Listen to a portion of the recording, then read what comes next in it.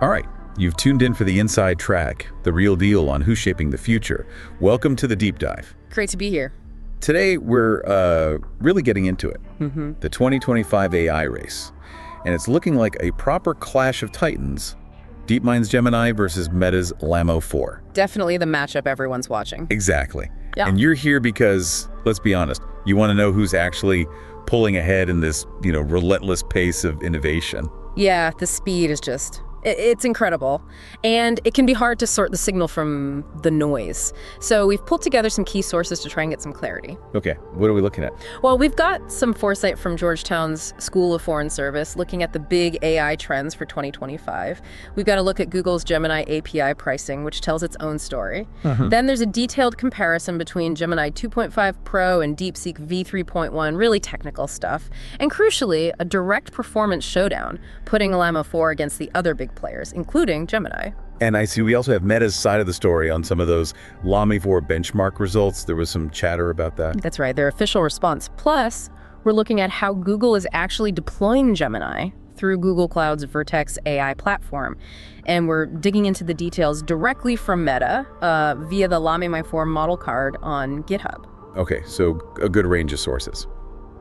Our mission today, then, is pretty straightforward. Pull out the really vital insights from all this data, give you an informed view on where Gemini and LLaMA 4 actually stand right now and maybe where they're heading. Let's do it. Okay, let's jump straight in. Performance. How do these things actually perform? This is the tech showdown, isn't it? Absolutely. And benchmarks, they give us some crucial clues. Let's start with reasoning and logic, basically, how well these AIs can, think. Right. The cognitive stuff. Exactly. Gemini 2.5 Pro, it's shown some pretty impressive results. It hit 18.8% on this benchmark called the Human Level Evaluation, HLE. HLE? Yeah. Okay, what does that actually test? Think of it like a really challenging exam designed to see just how close an AI gets to human-level thinking skills across various domains. Gemini's score puts it ahead of models like Claude and O3 Mini. It suggests a real jump in its reasoning power. Okay, so Gemini's flexing some serious cognitive muscle there. What about other tests? I saw something about GPQA Diamond. Yeah, that one's focused on really advanced problem solving, like professional exam level questions.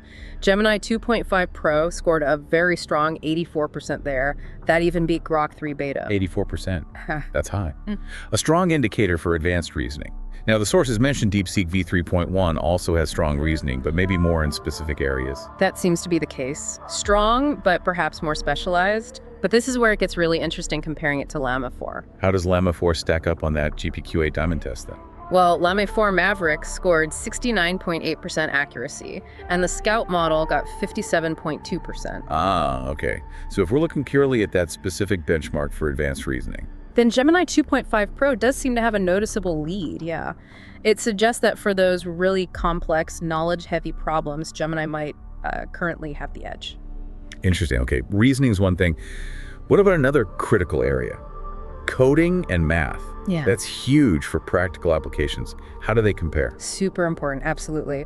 So for coding, Gemini 2.5 Pro scored 70.4% on something called Live Code Bench v5. It tests generating functional code. 70%, that sounds solid. It is solid. Although interestingly, O3 Mini actually edged it out slightly on that specific benchmark.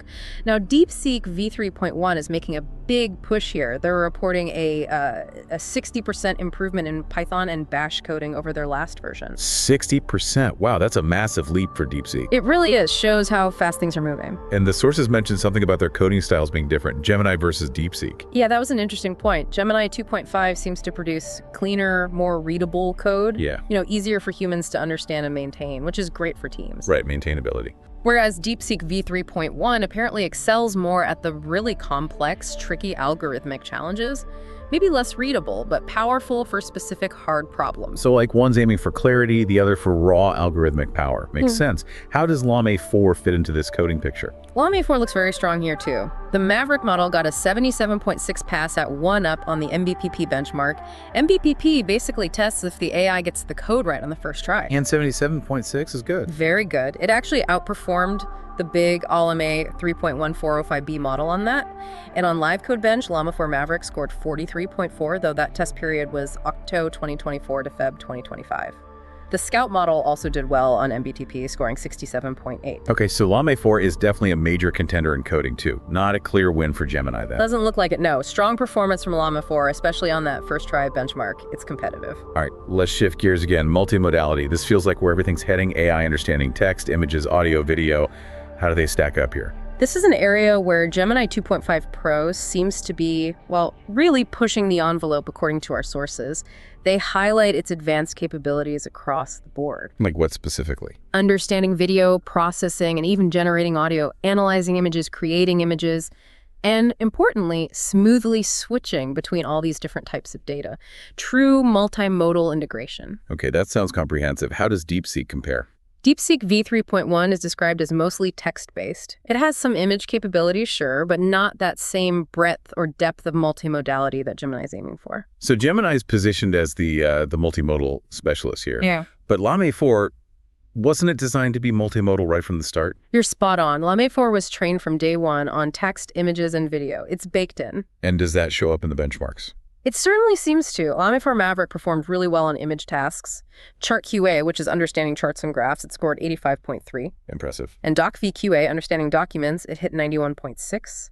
LLaMA 4 Scout was also strong, 83.4 on Chart QA, 89.4 on Doc VQA. So, while Gemini might have a wider range of multimodal features claimed right now, LLaMA 4 is clearly very capable, especially with visual data like charts and documents. Exactly. It's definitely a strong multimodal model, perhaps with particular strengths in visual understanding derived from that training data. Okay, fascinating trade-offs. Yeah. Now let's hit a really technical but crucial point, the context window. How much information can these models actually juggle at once? Yes, the context window. This is where we see a huge difference. Gemini 2.5 Pro, it has a 1 million token window, which is impressive, don't get me wrong. 1 million tokens is a lot of text. It is, and Google's even talking about doubling that to 2 million. But LLaMA 4, both Scout and Maverick, they have a 10 million token context window. 10 million, seriously. 10 million, that's an order of magnitude larger than Gemini's current window. Wow. What does that enable, practically? Think about processing entire books in one go, or massive code bases, or years of research papers. It potentially unlocks tasks that just weren't feasible before because you couldn't fit enough context into the model's memory. That could be an absolute game changer for certain applications. What about DeepSeek's context window? DeepSeek v3.1 is at 128,000 tokens, still very respectable, much larger than older models, but yeah, significantly smaller than both Gemini and especially LLaMA 4. Okay, so LLaMA 4 takes the crown by a huge margin on context window size. Gemini leads on reasoning and maybe breadth of multimodality. Coding seems competitive. Very interesting picture emerging. Definitely a complex comparison. No single winner across the board. Right. So let's pivot now, away from pure performance towards the underlying strategy. Open source versus proprietary. This feels like a fundamental dividing line. It really is. It reflects completely different philosophies about how AI should be built and shared. DeepSeek v3.1, for instance, is clearly in the open source camp. How so? It's released under the MIT license. That's a very permissive license. Anyone can use it, change it, even sell things based on it pretty much freely. It's all about community access and collaboration. Okay, true open source spirit. What about LLaMA 4? It's available for download, feels quite open. It does feel open, and it is widely available on places like Hugging Face. But it's under Meta's own custom license, the LLaMA 4 Community License Agreement.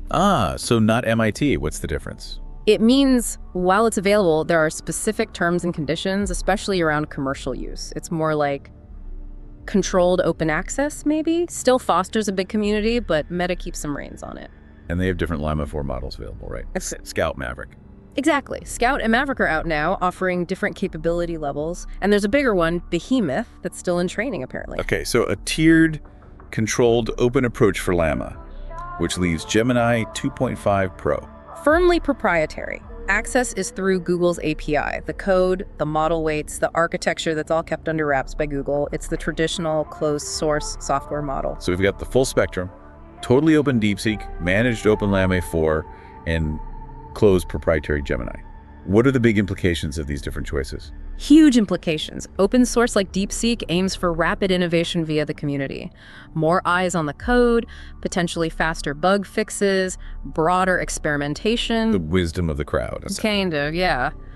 Proprietary models like Gemini allow Google tight control. They manage deployment, updates, potentially ensure more responsible use according to their standards, and obviously they capture the commercial value directly. Control and monetization. Right.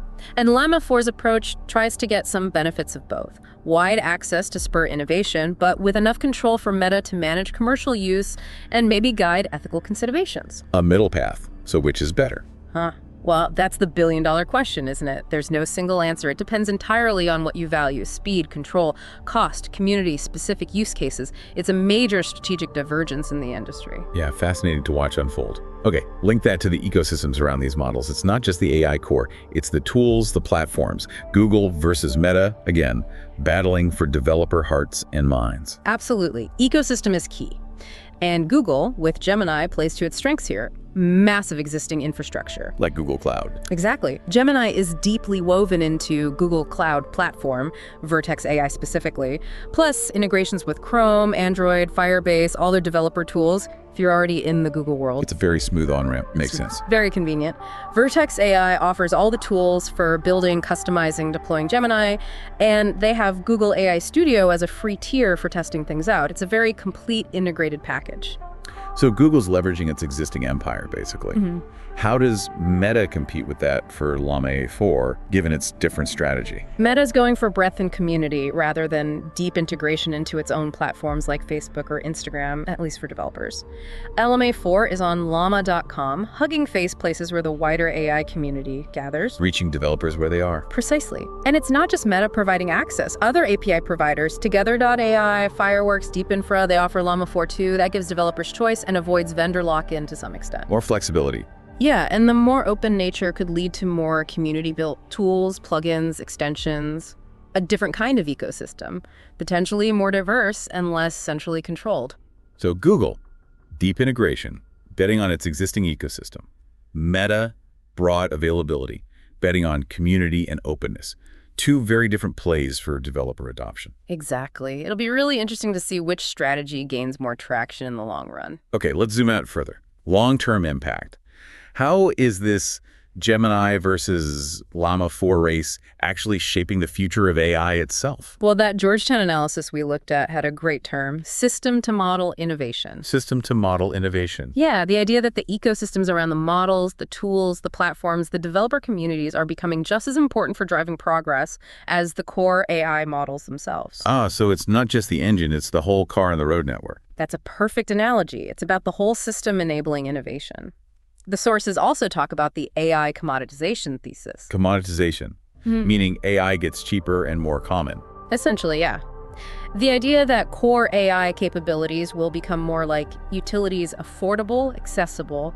Google's cloud infrastructure could drive that by offering AI at scale, but Meta's open approach could also drive it by making powerful models freely available. So downward pressure on price and exclusivity from both sides, potentially. Could be. We might see powerful AI becoming much more widespread. What about the underlying tech? Any key frontiers where this competition is pushing things forward? Definitely. One big one is mixture of experts, or MoE architecture. MoE. We mentioned DeepSeek and LLaMA use it. Right, and Google's investing heavily too. It's a way to make models more efficient. Instead of one giant brain, you have a team of specialized experts inside the model. The system routes tasks to the right expert. Smarter resource use. Exactly. Better performance without just making the model monstrously bigger. Ethical reasoning is another huge focus for both. How to make AI align with human values. Google emphasizes controlled deployment. Meta allows more community input via its open approach. Different paths to, hopefully, safer AI. And multimodality. Constant progress there. Gemini seems to have the edge in breadth right now, integrating audio, video generation, etc. But LLaMA 4 is clearly advancing rapidly and showing real strength, especially in visual understanding. The gap might be closing, or they might specialize. Okay, so MoE, ethics, multimodality. Those are key battlegrounds. The sources also touched on geopolitics and benchmarks. Briefly, yeah. Just noting potential data privacy discussions around DeepSeek's origins, given it's a Chinese model, and the usual scrutiny Google faces over market dominance. For LLaMA 4, there was some allegations about training on benchmark data, which Meta denied. And there's always community debate about how these models really perform day-to-day versus specific tests, like on platforms such as El Marino. Right, the benchmark controversies. Always part of the AI landscape, it seems. It keeps things interesting, let's say. Okay, so let's try and wrap this deep dive up. We've covered a lot of ground comparing Gemini and LLaMA 4 in this 2025 race. What are the main takeaways for someone trying to make sense of it all? Well, I think the clearest takeaway is that we have two exceptionally powerful but quite different AI contenders. Gemini really shines in that high-level reasoning, and its multimodal capabilities seem very broad and deeply integrated, all backed by Google's massive proprietary ecosystem. The controlled, integrated powerhouse. Pretty much. Then you have LLaMA 4 as this incredibly potent open-source alternative. Its standout feature is that enormous 10 million token context window. Plus, it's got strong coding abilities, strong multimodal performance, particularly on visual tasks, and it thrives on a wide, active community. The open, community-driven challenger with massive capacity. A good way to put it. So who's leading? It's just not that simple. Right. It really boils down to what you need, doesn't it? Are you prioritizing that top-tier reasoning and seamless multimodal integration within a managed environment? Maybe Gemini's your answer. Or do you need to process vast amounts of data, value the flexibility and community innovation of open source, or have strong coding requirements? Then LLaMA 4 looks extremely attractive. Cost and your existing tech stack will obviously play a huge role too. And this isn't static. Things could look different in 6 months or even 3. Oh, absolutely. The pace is frantic. Both Google and Meta are pouring resources into this. We should expect continuous updates, improvements, and maybe even leapfrogging on specific capabilities. Okay, so a final thought then for everyone listening. We've seen these two strategies, Google's integrated proprietary path with Gemini and Meta's broader, community-focused, open approach with LLaMA 4. Which of these fundamental directions do you think will ultimately drive the most meaningful, beneficial progress in AI? And beyond just the models and strategies, what role will things like the quality of training data, the development of genuinely useful real-world applications, and maybe those thorny ethical considerations play in deciding who really wins this race in the long run? Lots to think about. It's a story that's definitely far from over. Keep exploring, keep questioning. Thanks for joining us for this deep dive.